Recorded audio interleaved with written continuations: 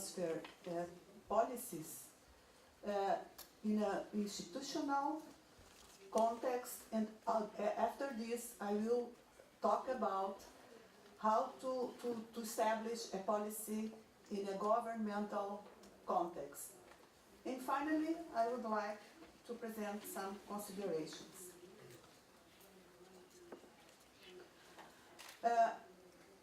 As an introduction, I'd like to point out that since the beginning of the 2000s, new trends in intellectual property policies have been observed in many research organizations.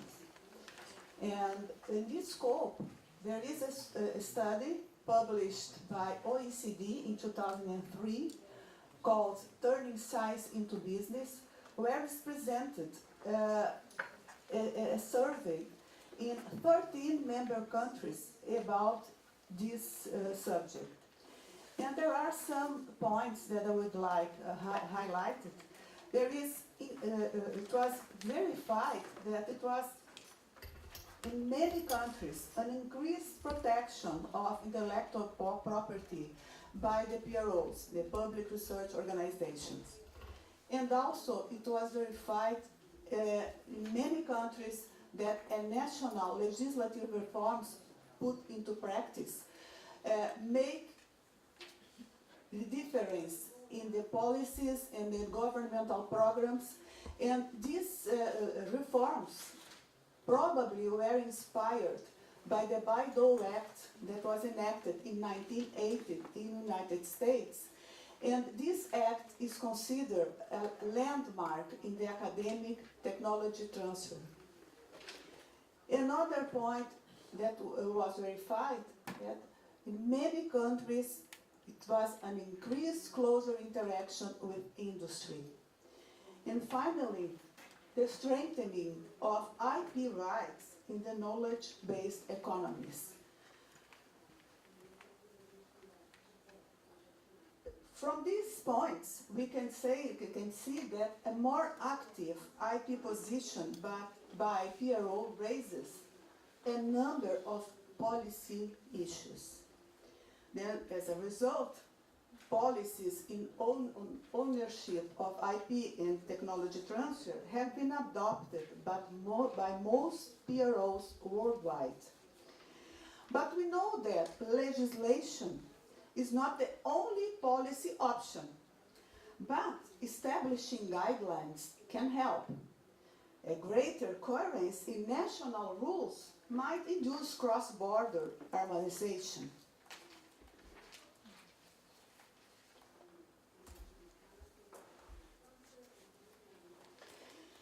In order to align the concept, it's important to establish the definition of what are policies.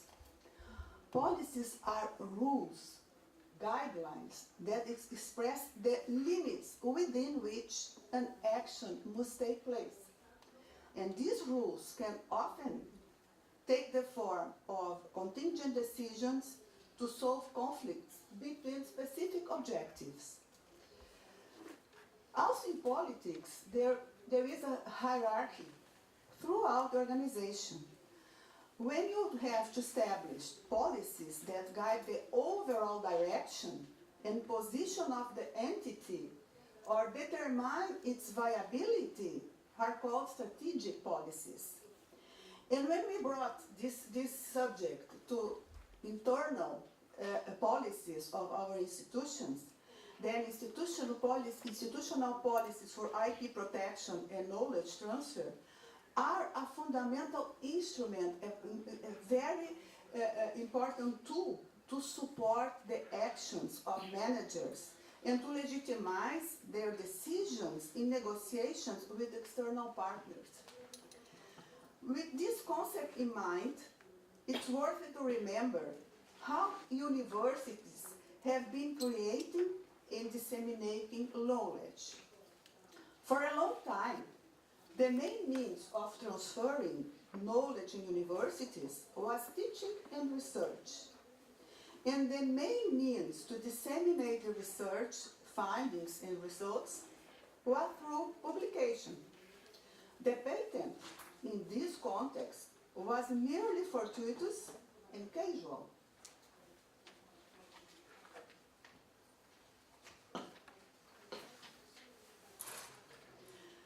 But when we talk about a new way of bringing knowledge to society through marketing, we realize that a new practice in PROs has been established, where patenting is a very important requirement of change has become a necessary procedure. And then the virtuous circles has been expanded, adding new steps from the invention to the commercialization.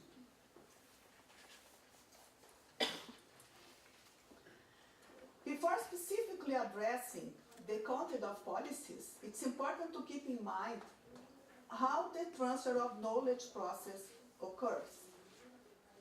From the invention to the final return. There is a long way to run, going through the invention, then the invention disclosure is the step when the inventor discloses her or his invention to the institution. Then we have to assess exactly if this invention can be patented or in another way to protect. And then we decide how to protect. And here is the step of protection. And then when we have an intellectual property asset, we can look for licenses through the marketing activity. And then when we find the proper licensing, we have to formalize this negotiation through a licensing agreement. And just after this licensing agreement and put the product in the market, that we can wait for financial return. And this is a very complex process, especially when we talk about health sector. From this step to this step, it can take more than 10 years because there are many steps. Preclinical tests, phase 1, phase 2, phase 3, and phase 4, and more a step of regulatory matters. Then there is a long way to really gain, to really get the financial return.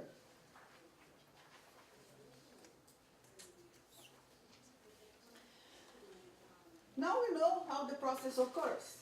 It's time to learn about what are IP and knowledge transfer institutional policies for. In these policies, we have to define the obligation of employees, students, volunteers, and also visiting researchers.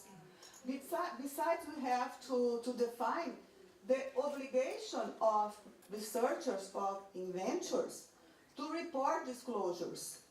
And then also the document, the policy document, has to define the process of decisions regarding the management of intellectual property and knowledge transfer.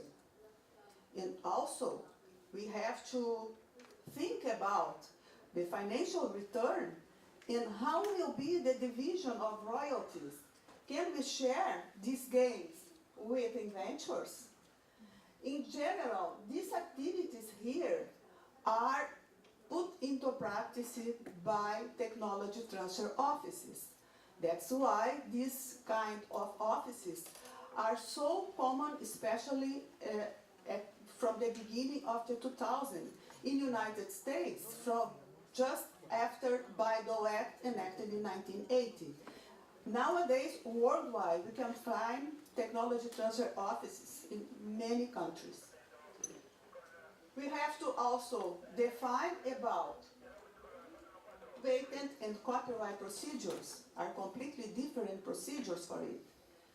And finally, a more modern or more nowadays procedures to transfer knowledge to the market is the creation of startups by researchers and equity share of academy in startup companies. These are only examples of what a policy must contain. So when we talk about policies for knowledge transfer, it's worth to address the following main topics. This list is not exhaustive, only suggests the main issues. It's obvious that the first step or the first chapter of this policy is about objectives and also about the scope covered by the policy. And then in the chapter about ownership, we have to define who owns the ownership rights related to intellectual creations developed in the institution. And then we have to take care, because we have to follow the national legislation. Because in some countries, the ownership of the invents belong either to the inventor, the personal inventor. But in other countries, like in Brazil, for instance, when the inventor is an employee of an academic institution, the ownership of the invention belongs to the university, and is just only recognize the inventorship of the inventor. Then we have to take care of the national legislation before put in our institutional policy. The same occurs with the co-ownership. The university requires, permit the co-ownership, or the university requires exclusivity ownership. Then some are matters that we have to attend the national legislation and other university legislation too. But other topics are involved in it. For instance, and when the inventor invents some technology that the university, the institution, has no interest, can the inventor protect this invention in his, her own name?